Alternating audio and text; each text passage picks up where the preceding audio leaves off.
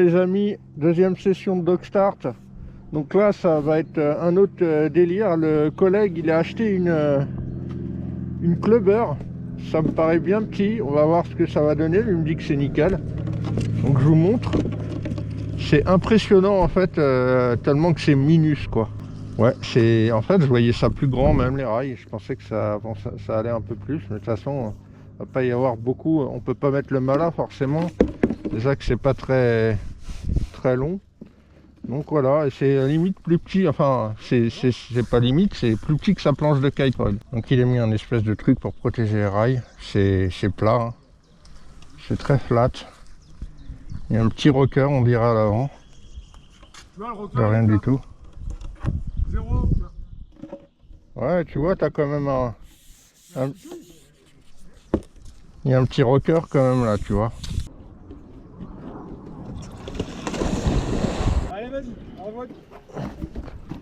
Oh l'enculé! Oh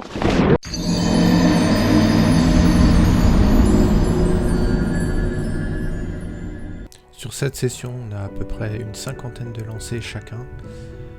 On a commencé avec une cale de 1 degré, mais ça donnait trop de pieds avant. On a fini par mettre une cale de 0,8 degré et on est passé du mât de 75 à celui de 85. Vous inquiétez pas si je chuchote, c'est pas parce que c'est une vidéo ASMR, c'est parce qu'il est tard et que ma compagne est en train de dormir. Avec la platine de ma F1 sur cette planche de dog start, il n'y a pas vraiment de réglage.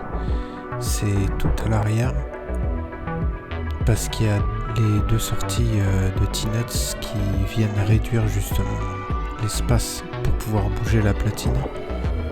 Sinon, par rapport à la planche, elle est très rigide. Et l'autre truc qui choque vachement, c'est qu'elle est pas du tout longue. Et on a l'impression qu'on va sauter dans le vide. Tellement elle est courte en fait. Ce qui fait que moi, systématiquement, j'avais le pied mal placé, toujours trop en arrière. Et mon pied avant, pas assez en avant. Du fait qu'on a les mains en fait pendant qu'on pousse la planche. Et bon, on sait pas où les mettre, tellement que la planche est courte. Vous m'excuserez pour la qualité vidéo, la prochaine fois ça sera mieux. François qui n'est pas caméraman fait un meilleur taf que moi sur le suivi au dog start.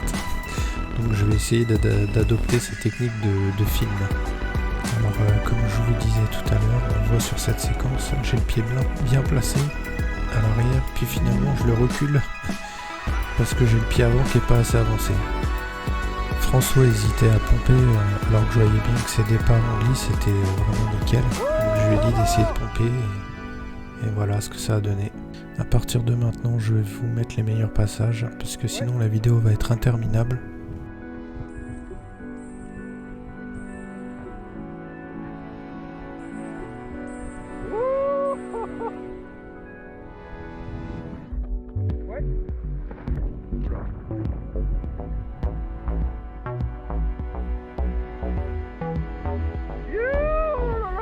Ah ouais, je vous ai pas dit, dans les meilleurs moments, il y a aussi les plus belles gamelles.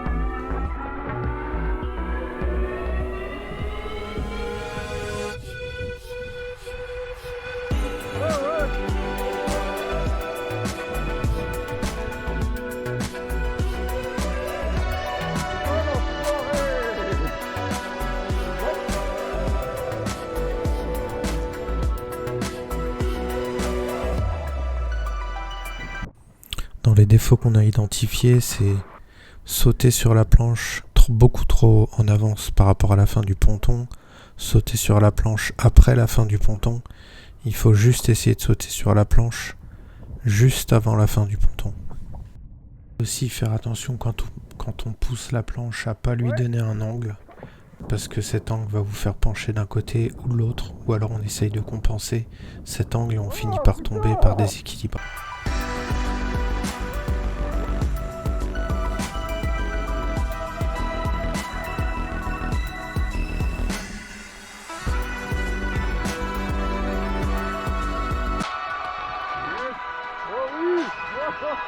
Là c'est le moment où on a changé de mât et de cale.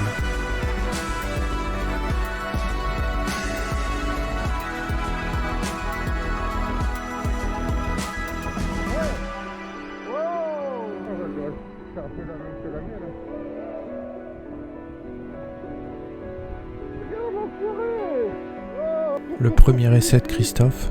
Plus vite, la saute. Ouais. C'est monstrueux, c'est déjà le monstrueux.